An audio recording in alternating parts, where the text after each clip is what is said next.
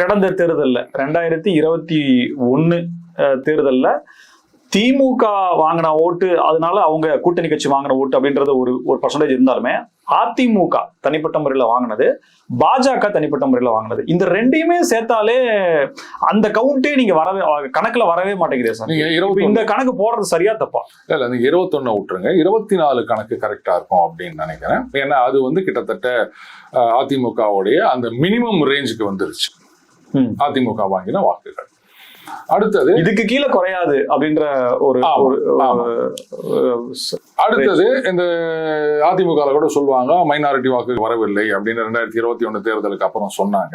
19 தேர்தலுக்கு பிறகு கிட்டத்தட்ட பெரும்பாலான மைனாரிட்டி வாக்குகள் அந்த பக்கம் இல்லை அப்படின்னு தான் நான் சொல்லுவேன். அந்த ட்ரெடிஷனல் ஏடிஎம்கே அப்படின்னு இன்னும் இருக்காங்க, மைனாரிட்டிகள் ஒட்டுமொத்தமா அதிமுக விட்டு போயில்லை, இருக்காங்க. பட் பெரும்பான்மையா அந்த பக்கம் திமுக பக்கம் அப்படின்னு நம்ம ஒரு அனுமானத்துக்கு வரலாம்.